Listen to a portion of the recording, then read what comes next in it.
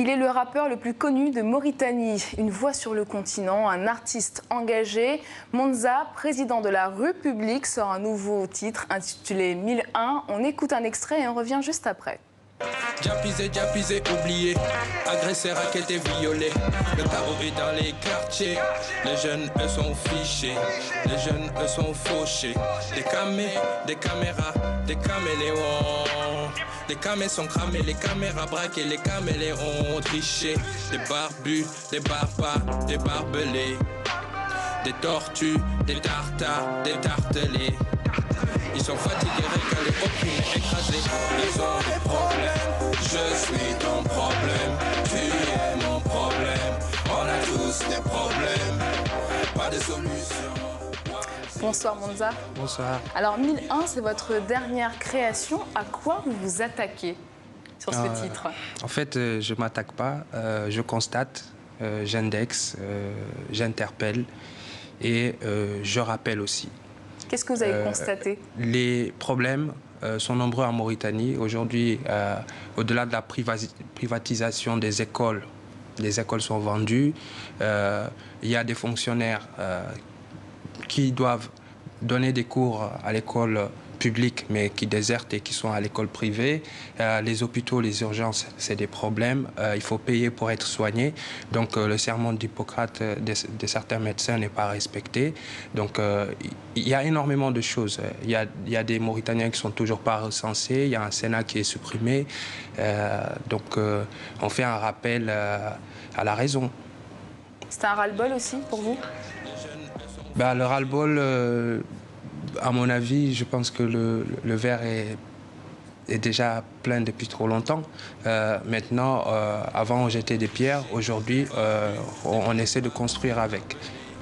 Et, je dirais juste que être artiste, c'est aussi avoir une responsabilité de dire ce que les gens discutent dans les salons beaucoup plus haut. Justement, sur cette responsabilité, vous êtes autoproclamé président de la République. Là, on est à quelques semaines des élections législatives et locales. Est-ce que vous espérez un renouveau de la classe politique et des représentants du peuple? Bah, on commence déjà à voir, en tout cas, quelque chose qui ressemblerait à une bonne nouvelle, tout en restant alerte, parce qu'on voit de plus en plus de nouveaux jeunes qui se lancent dans la politique. Nous pensons que c'est une bonne chose. Maintenant, l'origine, la motivation reste à être déterminée parce qu'on sait très bien qu'il y a beaucoup de moutons qui, on va dire, qui sont dans la prairie de la République et qui sont parfois manipulés et souvent le berger les amène vers le mur. Tout ça pour dire que il peut y avoir de la manipulation, il peut y avoir aussi du soudoiement, il peut y avoir, on va dire, des deals.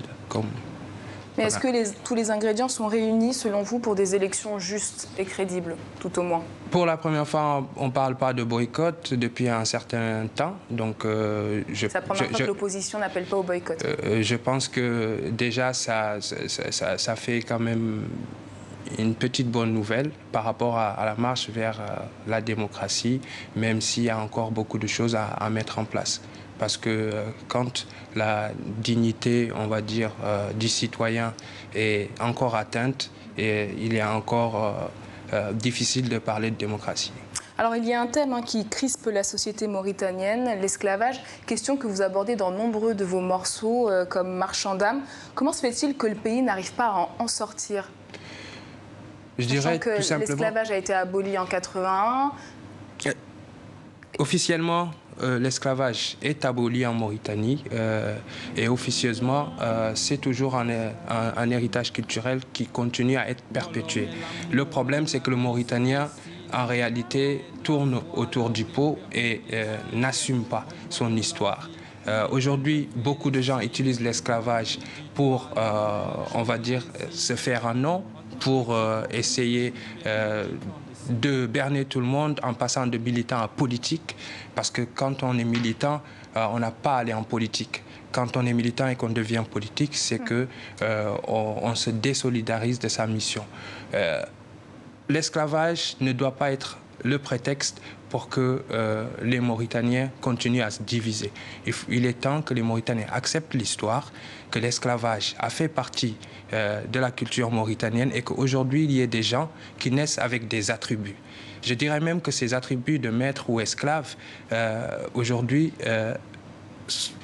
agissent dans la vie de tous les jours en contradiction avec ce qu'on voit. Je m'explique. Quand l'esclave ou celui qui est né avec un attribut d'esclave a des besoins aujourd'hui, c'est le maître qui doit les assouvir. Et inversement, il y a des questions à résoudre, c'est-à-dire des questions de traite humaine qui existent encore au fin fond de la Mauritanie. C'est de ça qu'il s'agit. L'esclavage, je dirais qu'il est comparable aujourd'hui à un esclavage économique entre la BF et la BCEAO par rapport au CFA.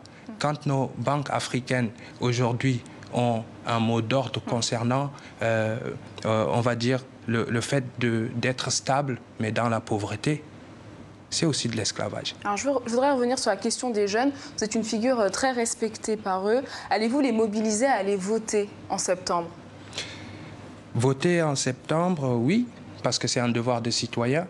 Maintenant, il y a eu un travail qui a été fait pour que les jeunes aillent massivement s'inscrire. S'inscrire pour garantir aujourd'hui une sorte de garde-fou, de dire que nous voterons pour un programme et pas pour des personnes. Et vous avez lancé aussi le journal Rappé, votre festival Assalamu Alaikum en est à sa 11e édition. Beaucoup de jeunes ont été formés aussi tout au long de ces années. Attendez-vous des gestes politiques en faveur de la culture?